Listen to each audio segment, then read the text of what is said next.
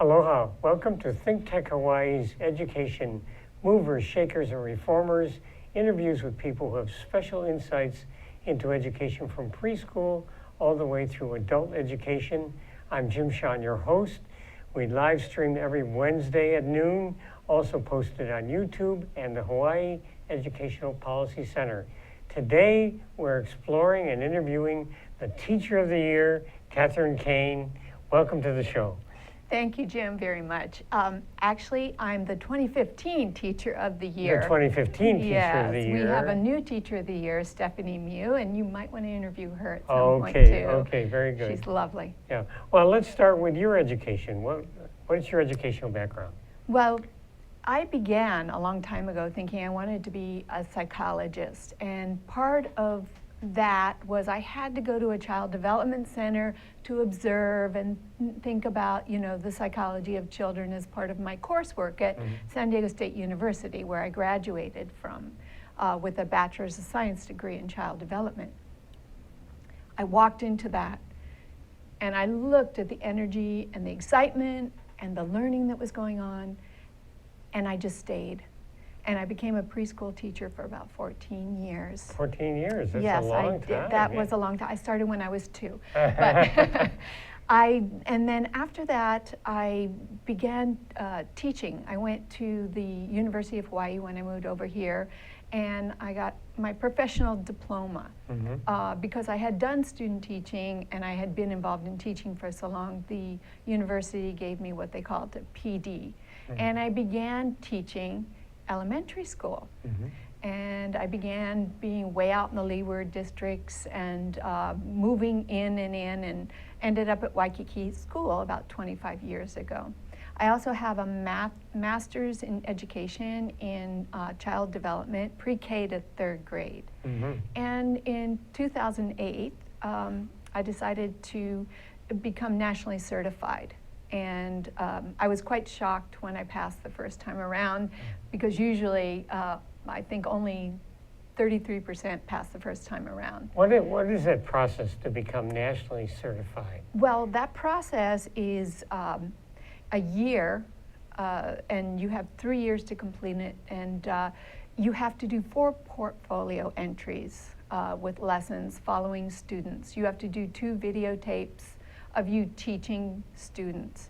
And there's, of course, rubrics telling you what the really good teacher looks like. And so I cut out level 1, 2, 3, and I went right for 4, and I tried it. And also you have to take a test in a university area in a testing lab where they flashed scenarios up, 6 of them every half an hour, and you typed how you would solve that child's problem.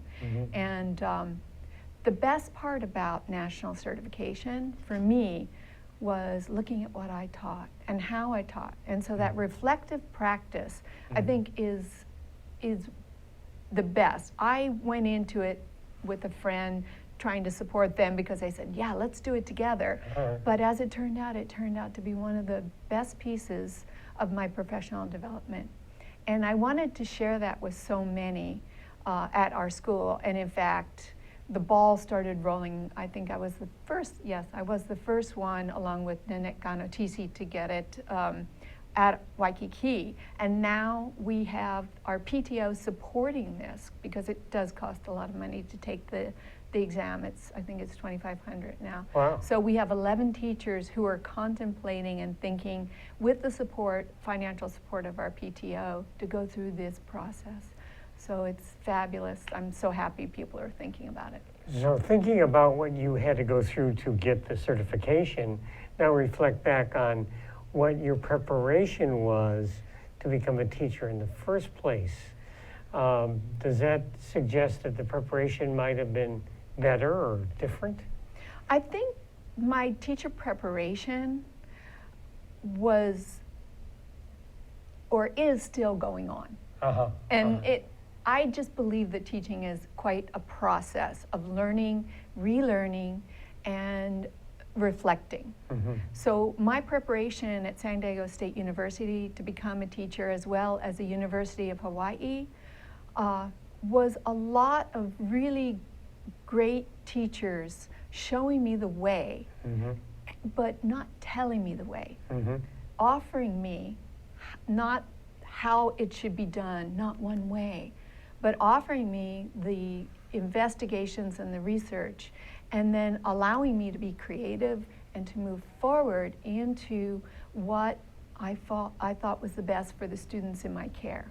So I think teacher preparation, and right now I work with a few universities, I think one of the main things I do as a mentor teacher at this point is I model best practices, and I ask them to reflect on what they do and why they do it. And I believe that that's the best teacher prep, is to get your feet wet, get in there and do it, and then think, what did I do right and how could I do better next time? So is the video, technology really integrated into this sort of self-reflective thing? It is. You watch what you did and, it is. Oh no, did I do that? Well, the tricky part of the video is that you cannot edit it.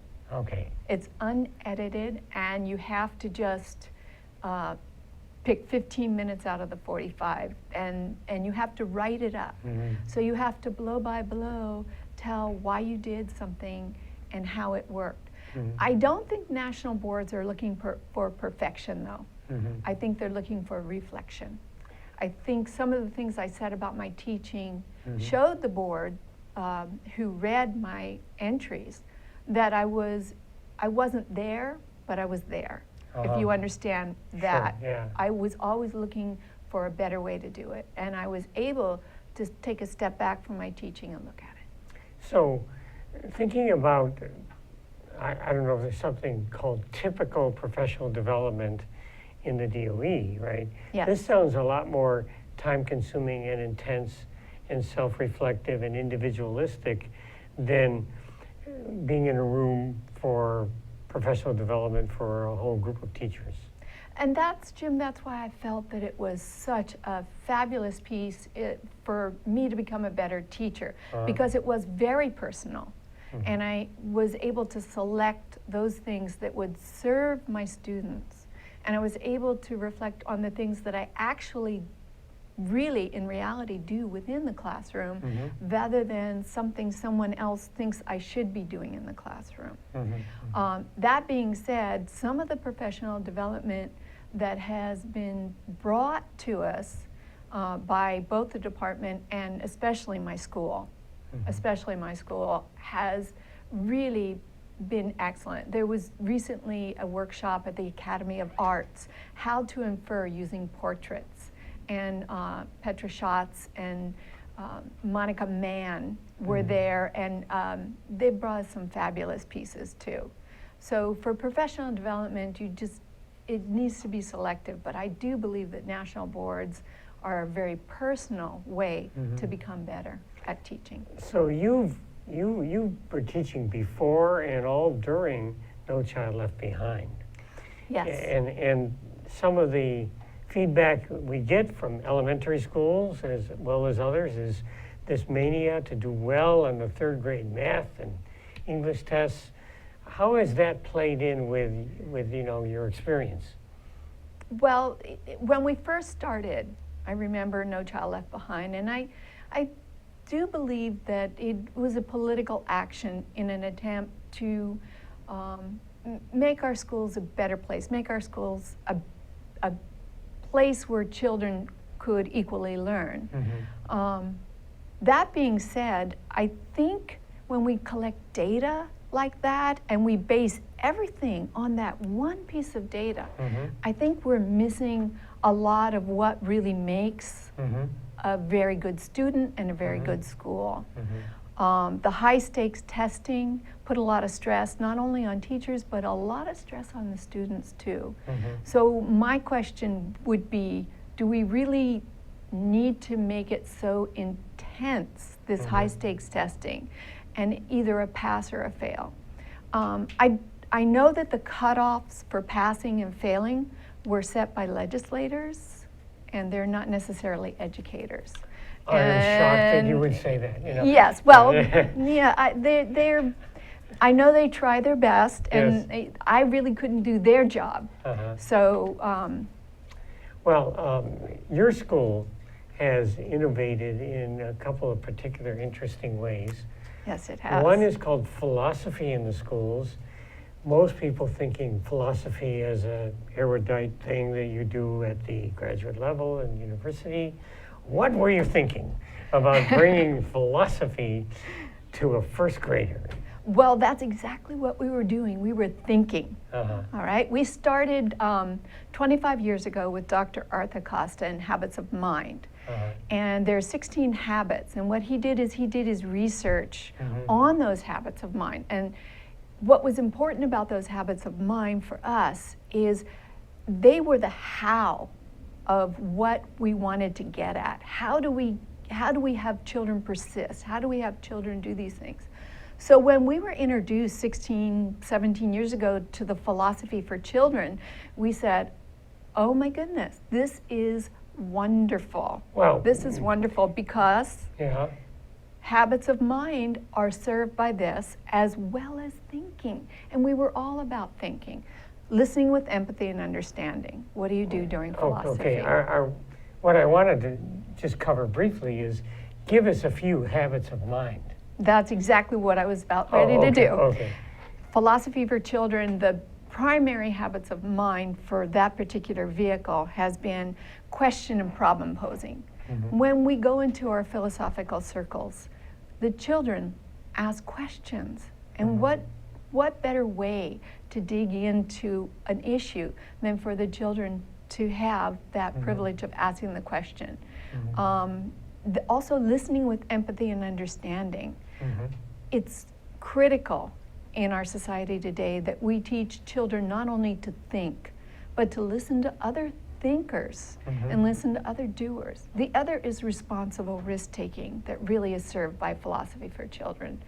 When a child says what they believe and Mhm. what they think, Mhm. that's a risk for them. Sure. And for me as a teacher, Mhm. to be a better listener. The hardest part for me when the transition came when I was using philosophy is to take the step back and to really listen to my children. And that has been the gift for me of philosophy for children is that community of inquiry. We're not in a rush. We're not looking for one answer. Mhm. We are looking to inquire and to think together as a community. Mhm. And yes, sometimes the 7-year-olds change my thoughts about some issue because when they bring it to me from their point of view and I'm truly listening, I can really shift my thinking. And when a child in philosophy circle says to me, I'm confused, I know I've done something right. Mhm. So they're sitting in a circle. Give us one example of how you would introduce a subject that would, stimulate questions. Well, sometimes we'll read a book Okay. and there'll come questions from that book. For instance, there's a book called The Magic Finger.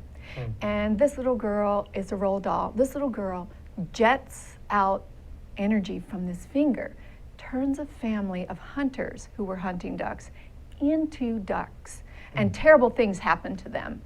So the question came, so I had the children ask questions about this using habits of mind. So the question that we voted to talk about was this a responsible risk? When this girl got angry, was it responsible of her to point her finger knowing that it was magical, knowing she had no control over it? And the conversation was so rich about the idea of responsibility to others and community that it was amazing. Sounds a little bit like Harry Potter.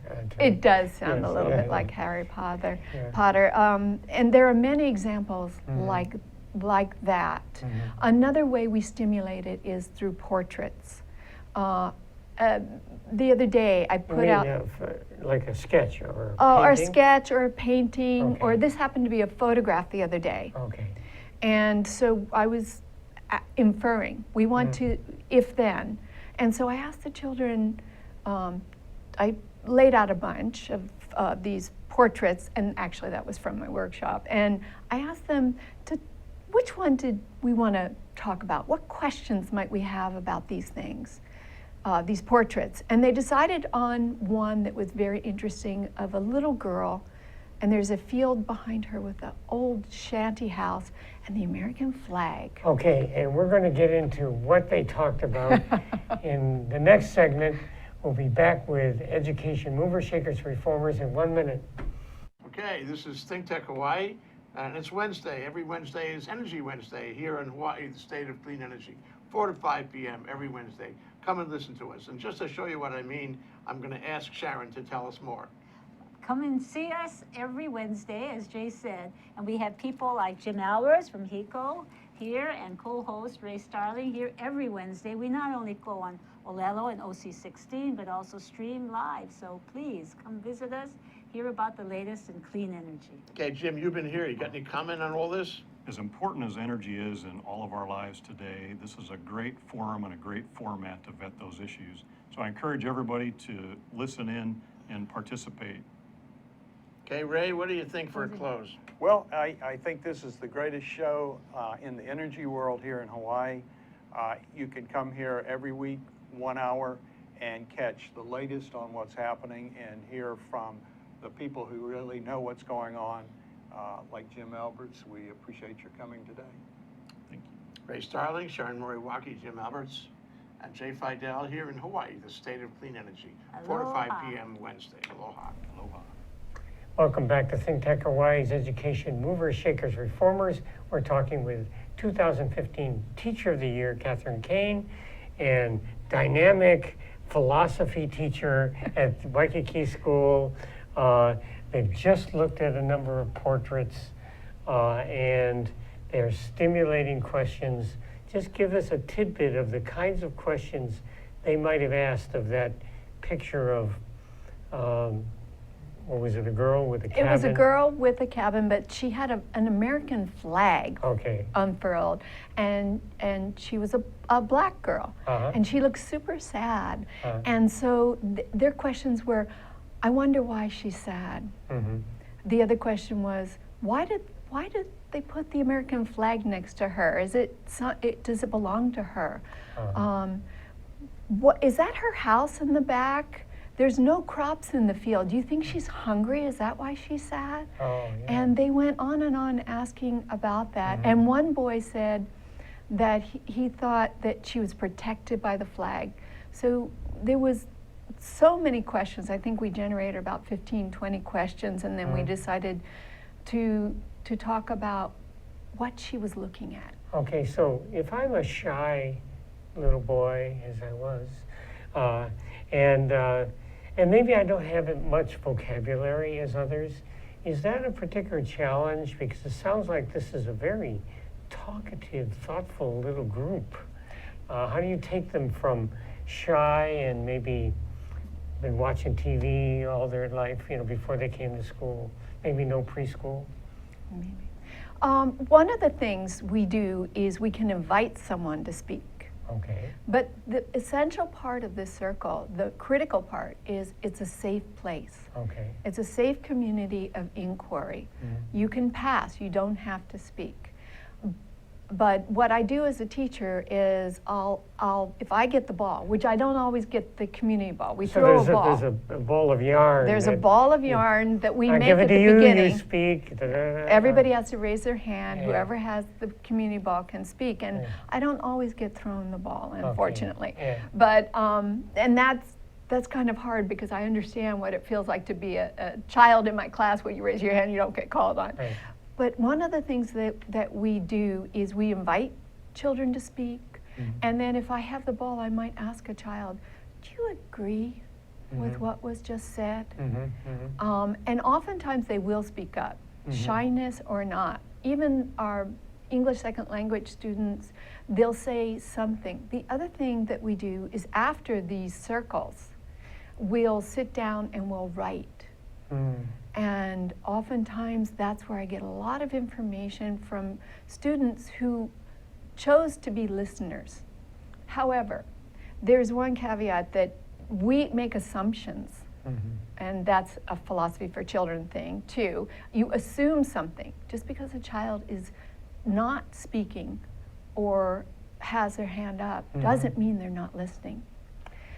So what is philosophy? Philosophy is philosophy? inquiry. Inquiry. We're inquiring, and we're not looking for one right answer. We're inquiring in a safe community of learners. And we're not in a rush to find an answer. And my answer as the teacher is, you know, the teacher has the book. We always have the good answers in the book. But it's not always my answer. And I think what we're doing in this is we're teaching the children how to think about their thinking. And again, that's a habit of mind, metacognition. And you'll hear the students say, well, I'm thinking about my thinking. And let me think about that. And give me wait time. Yes. So there's a respect that goes on in this circle that is critical to their adult lives. So learning in this context is not individualistic, it's collective. It's holistic, exactly. It's very collective, and yet each individual comes away with their own metacognitions and their own thoughts and their own thinking. But what we hope to do in this, and it is a hope, is to sit down with each other and take a look at how each other feels about things and what the thinking is. Because I believe if you understand another person and you can think about what they're saying, that you, no matter what culture you're from, there's that humanity, there's that equal democracy that lays in that ability to listen to others and to voice your opinion. So by teaching this, does the faculty behave differently and have different habits of mind in the faculty meetings? Well, we sometimes will do a P for C if we have a deep P for question. C, what is that? Philosophy for children. Okay.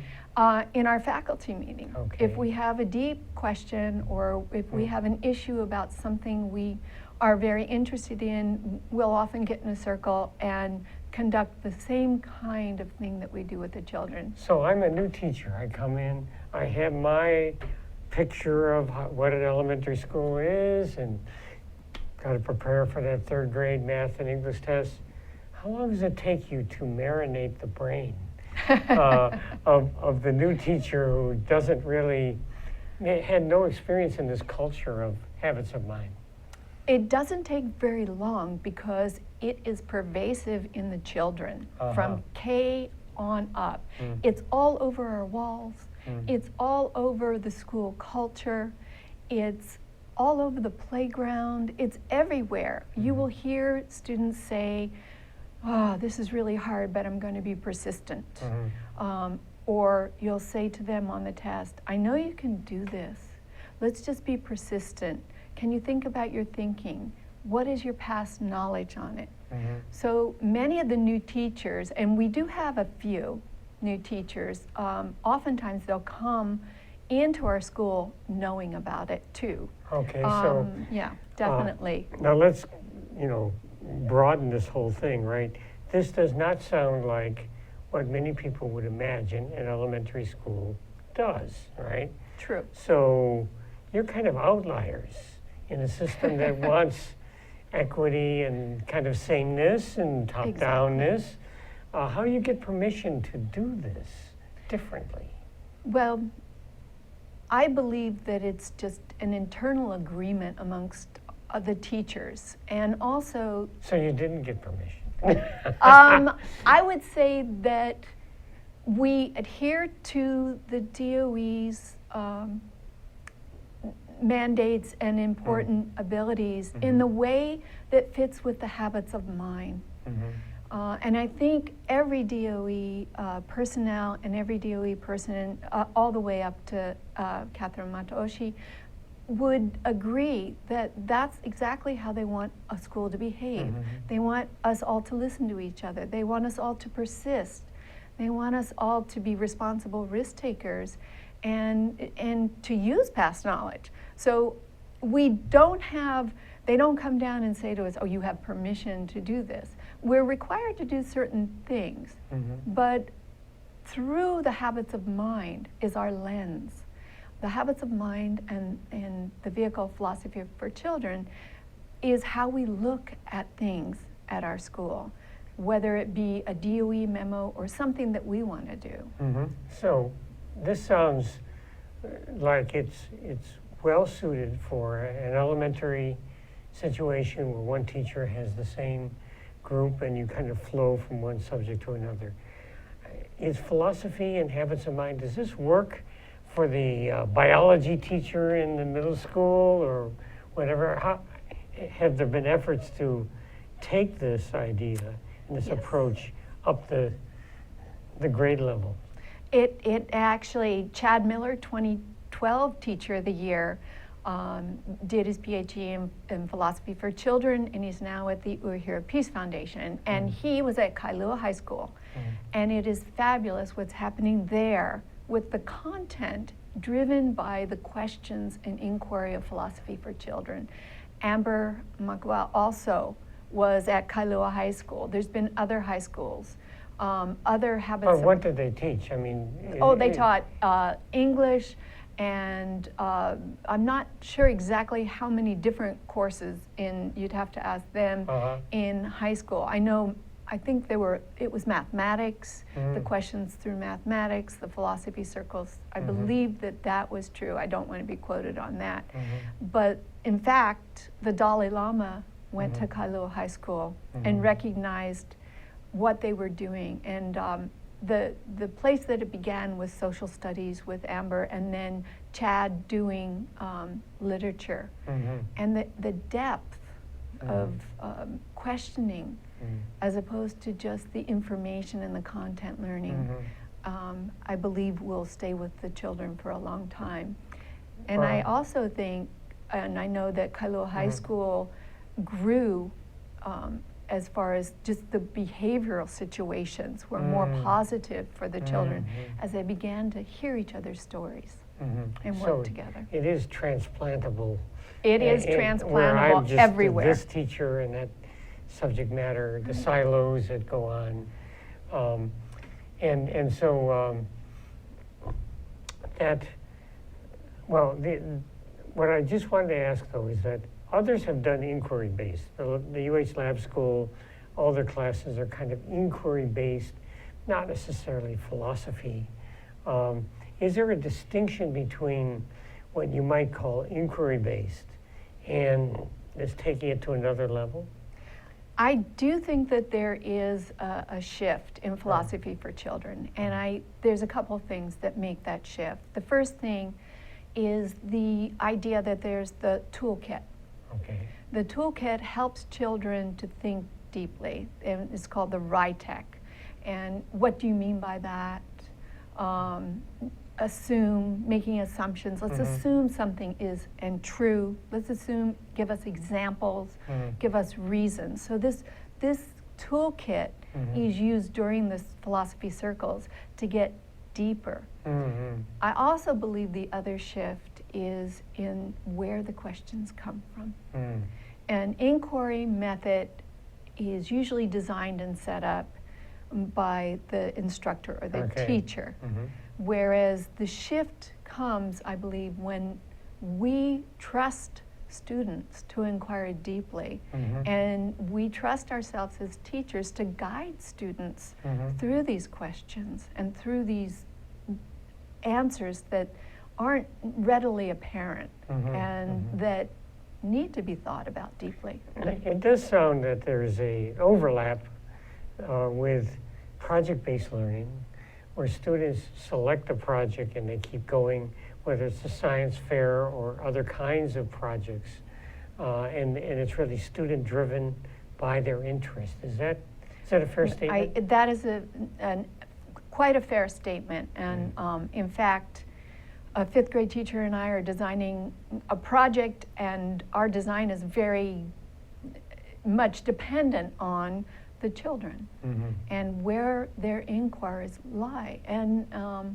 we designed certain lessons that we're going to start in January, but when we talked the other day, it was, okay, so here's where we insert the P for C circle with our children.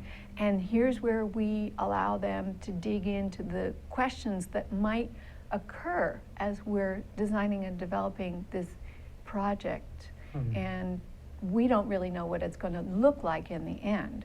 That's maybe the key, is that the excitement of not knowing where it's going to go. We'll be back in a minute with more discussions with the Teacher of the Year, Catherine Caine. Aloha, this is Alice V. Hagan from ThinkTech Hawaii Business Education Spotlight. My show is a bi-weekly show on Thursday from 3 to 4 p.m. We invite interesting people, entrepreneurs, fascinating leaders who contribute to the social economic well-being of our state. Please tune in to my show, Business Education Spotlight, ThinkTech Hawaii, bi-weekly, Thursday, 3 to 4 p.m. Aloha. Aloha! How you doing? It's me, Angus McTech, wishing you to welcome and join us to see us on Hibachi Talk on ThinkTech Hawaii.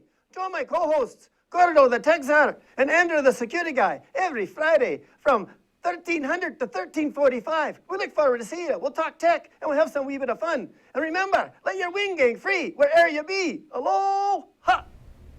Welcome back with the Teacher of the Year, Catherine Caine, talking about inquiry-based and habits of mind and how you pull that off at an elementary school. But I wanted to get even broader. You went through this interesting process of the Teacher of the Year. A little bit about what it took to be that here, but what your experiences were going up and up the chain to the White House. Okay, Yeah. well, it was very exciting, first of all. I don't know if you're aware, but the 2014 Teacher of the Year is Matt Lawrence, and he's a science teacher at our school. Oh, So, you got two? well, yes. Boy, you must have the inside track here on. Well, what it is a great professional learning community behind you. Okay. So the nomination came to me from the faculty and from the administration, and I said, you know, really, I think we've done enough with that piece. And so later on in the year, Bonnie Tabor, she said, me and Ryan Kasuda, our VP, said, let's just show who you are. It'll be a really great walk down memory lane, because it's quite a write-up. And there's 8 different sections, questions that you write about yourself. So you write, it's an essay about yourself as a teacher. And First. what you've done, and your Okay. community outreach, and your philosophy of teaching, and all of those things. And I don't think I could have done it without a lot of help from my ghostwriters and my helpers and my readers. And so many people had their hand in that pie. So you submit these essays to where? The superintendent? To the district. Okay. And then from that level, you get chosen to be the district teacher or not, Okay. depending on who hands it in and so forth. So in November of 2014, I received a letter saying, you're the district teacher of the year, Honolulu District. And I thought, oh, that's very interesting. I didn't think I would get anything because we have a 2014. Yeah. That was my assumption, as they say in Yeah. P4C. So from there, you go with the 6 other districts onto the stage, and usually you do Washington Place, but in our case, we were in the Capitol building in the auditorium because there was the hurricane that canceled it. And so I was sitting on the stage, positive of my outcome, and talking to the Maui people and enjoying them, and the Kauai and the other 7 districts. And then all of a sudden I was yapping away on the stage, and all of a sudden I heard my name. And I was shocked. I see. So there's a Totally shocked. committee that sifts through this, right? There is a committee. Okay, so now you're Hawaii's DOE Teacher of the Year. Then what? Where does it go from there? I went back to class. Okay, I went okay. back to my second graders okay. and shocked. Yeah. And from there, I just went back to life as normal, and just being with the children, being recognized was just wonderful, and the parents were so supportive. The other teachers were fabulous about it, and so proud of me. That made me feel so good. And then in January, just before my birthday in January, on a Friday night, I just got home and I answered my cell phone. And it was our superintendent, Catherine Mataoshi, saying, "Catherine, call me back. I have exciting news." And I thought, she's never called me before. So I called Catherine back and I said, "This is Catherine Caine." And she goes, "You're 1 in 4 in the nation." In the nation? In the nation. And they're going to choose a National Teacher of the Year. And out of the 54 Teachers of the Year, they chose you and 3 other teachers. And I was duly shocked. And the worst part about it was I wasn't permitted to tell anyone until it was embargoed. So I kept it secret and until the 14th of January, and then it was announced that I was 1 in 4 in the nation. And I had my birthday picture on the front page of the newspaper, and that was really fabulous. So, but all the other Teachers of the Year for the other states and territories, did you have to perform? Did you have to speak?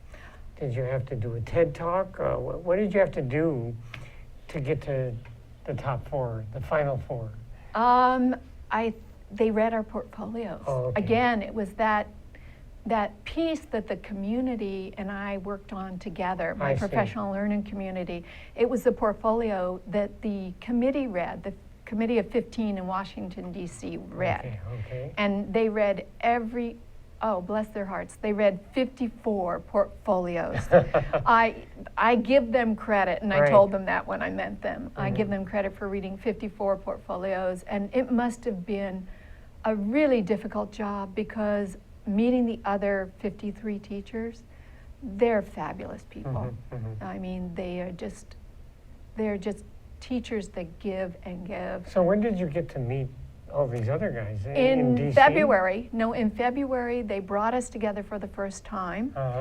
And it was so much fun. We were, Phoenix University sponsored it. University of Phoenix sponsored us being there, and CCSSO, the chiefs of state schools, and we all met, and for the first time we met each other, and it was instantaneous, best practice, going crazy, talking to each other till midnight at night, and just, just becoming close almost instantly, and still having our Facebook page together. Okay, so now you're in the final 4.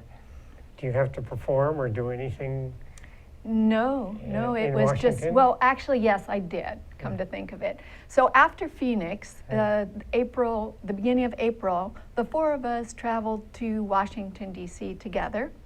And it was wonderful because the 4 of us became very close as well. And we were all pretty shell-shocked about why we were there. And there were so many fabulous teachers that we had just met. Why us?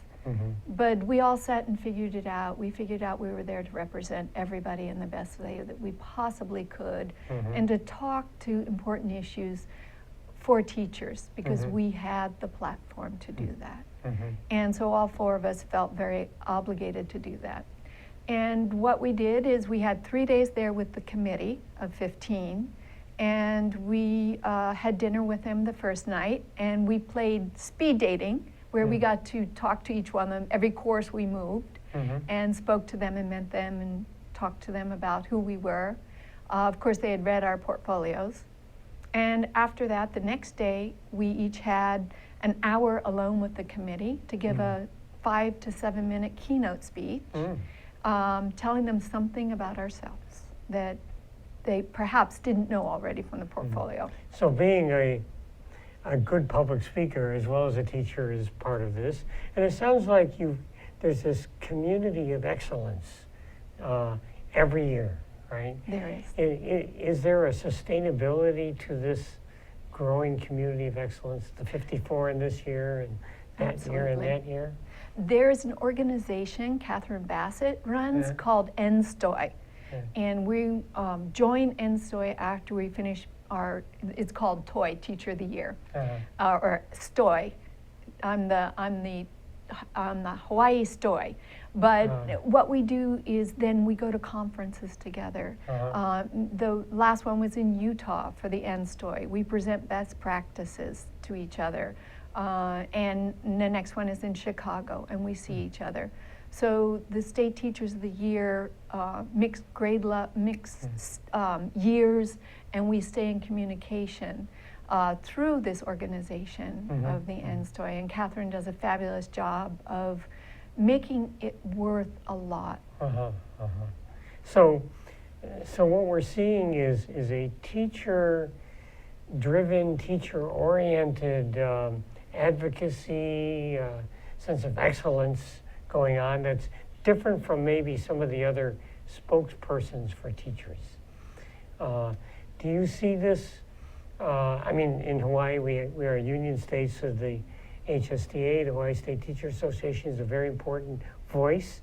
Do you see other voices or other organizational ways of communicating what teachers think coming down the road?